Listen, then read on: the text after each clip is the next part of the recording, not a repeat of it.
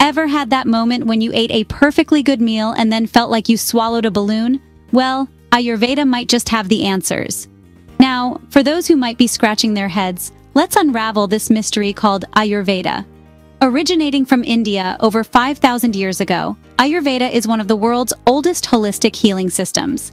It's not just about treating sickness, it's about promoting overall health. And a big part of that is being mindful of what we eat, and more importantly, how we combine our foods. You see, Ayurveda has this unique approach to food. It's like that friend at a party who's always trying to play matchmaker, except instead of matchmaking people, it's matchmaking foods. According to Ayurveda, certain food combinations can lead to a happily ever after in your stomach, while others, well, not so much. Imagine a love story between a cookie and a glass of milk. They're perfect together, right? But in the world of Ayurveda, it's more like a dramatic soap opera than a rom-com. Because milk and cookies, as delicious as they may be, aren't always the best combo for your digestion. And it's not just about cookies and milk. There are other food combinations that Ayurveda suggests we avoid to keep our digestive system running smoother than a well-oiled machine. Think about that time you paired a juicy steak with a glass of cold milk. You probably thought it was a match made in culinary heaven, but your stomach might have had a different opinion. Ayurveda believes that certain food combinations can lead to indigestion, bloating, and other health issues. It's like inviting two guests who can't stand each other to the same party. Sure, they might be great on their own, but together they're a recipe for disaster.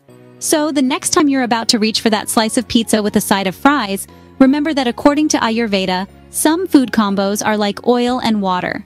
They just don't mix. And with that thought, we plunge into the intriguing world of Ayurvedic food combinations. So basically, Ayurveda says that some food combinations are like oil and water. They just don't mix. Now, who doesn't love a warm cup of milk and honey? But wait, Ayurveda might have a different opinion. Picture this. You've had a long day, and all you want is to curl up in your favorite armchair with a warm cup of milk and honey. Sounds soothing, right? But here's a twist. According to Ayurveda, our ancient health wisdom, this comfort drink might not be as comforting for your body as you think. Here's the deal. Ayurveda is quite particular about food combinations. It's not just about what you eat, but also how you combine your foods. And apparently, honey and milk together is a big no-no. Shocking, I know. It's like finding out that your favorite celebrity couple has broken up. Why, you ask? According to Ayurveda, honey and milk have different energies. Milk is cooling and honey is heating. When combined, they can disrupt the balance in your body, leading to all sorts of digestive issues. To make matters worse, heating honey is considered a taboo in Ayurveda. Now, I know what you're thinking, but I'm not cooking honey. I'm just adding it to my warm milk. Well, to our bodies, warm milk is hot enough to change the nature of honey, making it harder to digest. Of course, modern science hasn't fully backed up this claim yet, but it's worth noting that Ayurveda has been around for thousands of years, and its principles have guided the health and well-being of millions. So there's a chance it might be onto something. So next time you're about to mix milk and honey, remember, you might just be stirring up trouble. Ever thought about pairing your steak with a side of salmon? Well, think again. According to Ayurveda, combining meat and fish is like throwing a chaotic food party in your belly, where no one knows the dance routine. Picture this. Your steak arrives at the party, all hot and sizzling, ready to mingle with the digestive enzymes. But then, in swims the salmon, cold and oily, causing the enzymes to lose their rhythm. The result? A stomach that's as confused as a chameleon in a bag of Skittles. You see, in the world of Ayurveda, every food has its unique characteristics. Meats are considered heating, while fish is seen as cooling. When you combine these two, it's like trying to mix oil and water. The digestive enzymes, which are the bouncers at this food party, have a hard time managing this rowdy crowd. The result can be indigestion or worse, an upset stomach. Moreover, the proteins in meat and fish require different types of enzymes to be broken down. It's like trying to solve a crossword puzzle and a Rubik's Cube at the same time. Your digestive system, in its quest to be the ultimate multitasker, may end up not doing a great job at either. But don't just take my word for it. Several studies have backed up these Ayurvedic guidelines. Research has shown that combining incompatible foods can lead to digestive issues and even food poisoning. So you might be wondering, what's the alternative? Well, it's simple. Keep your meals simple. Pair your steak with some veggies or enjoy your salmon with a side of rice. Let the food party in your stomach be an elegant soiree, not a wild rave. And remember, it's not about denying yourself the foods you love. It's about understanding how they interact with each other and your body. Ayurveda is not a strict set of rules. It's a guide to help you make better food choices. So the next time you're at the seafood buffet, remember, don't invite the steak. Ready for a breakfast of champions with yogurt, beans, and eggs? Not so fast. Now, if you're thinking, hey, that sounds like a protein-packed start to my day, well, I hate to be the bearer of news that might ruffle your culinary feathers. But let's dive into the Ayurvedic perspective on this seemingly harmless trio. First up, yogurt. In the Ayurvedic realm, yogurt is considered heavy and cooling, which might not sound so bad. But here's the kicker. When combined with other foods, it can disrupt the digestive fire, or Agni, leading to an accumulation of toxins, or Ama. Imagine your digestive system is like a delicate bonfire. Tossing in a bucket of yogurt is like throwing a wet blanket on it. Not exactly the best way to keep the flames roaring, is it? Next, we have beans. Beans are considered to be heavy and gas-forming in Ayurveda. They can be quite a challenge for the digestive system to break down.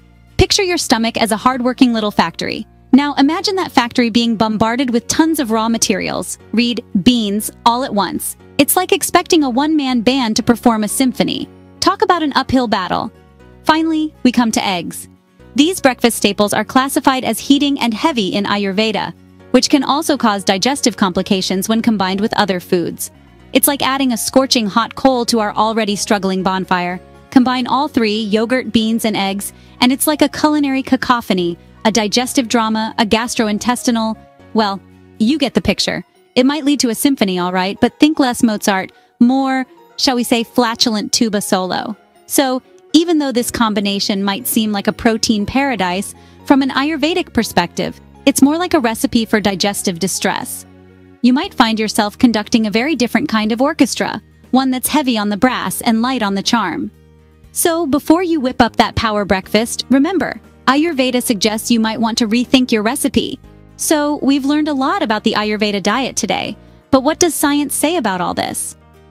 Well, as we navigate the labyrinth of nutritional science, it's important to remember that like a well-seasoned stew, it's a mix of many ingredients. We have the ancient wisdom of Ayurveda, the modern insights of nutritional science, and that secret spice, our own personal experience. Now, as for scientific studies on these Ayurvedic guidelines, there isn't a plethora of research. But let's not dismiss Ayurveda as an old wives' tale just yet. Some studies have indeed found interesting correlations. For instance, combining milk and fish, a big no-no in Ayurveda, has been linked in some studies to increased risk of skin disorders. Quite the plot twist, isn't it? Then there's the issue of honey and ghee. Ayurveda suggests avoiding this combination like one would avoid a grizzly bear on a hiking trail. Science, on the other hand, hasn't found any solid evidence to back this up. But hey, maybe it's just a case of science playing catch-up with Ayurveda.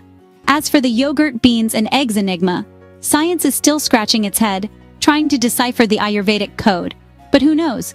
Maybe tomorrow, a new study will unveil the truth behind this ancient wisdom. Now remember, folks, the world of nutrition isn't a one-size-fits-all affair. What works for one may not work for all. It's like trying to fit every foot into a Cinderella's slipper. So it's important to take these guidelines with a grain of salt, or a pinch of turmeric if you're feeling particularly Ayurvedic. Remember, these guidelines are not set in stone. They are tools to help us make informed decisions about our health. So, listen to your body, take note of how it reacts to different food combinations, and make your dietary choices accordingly.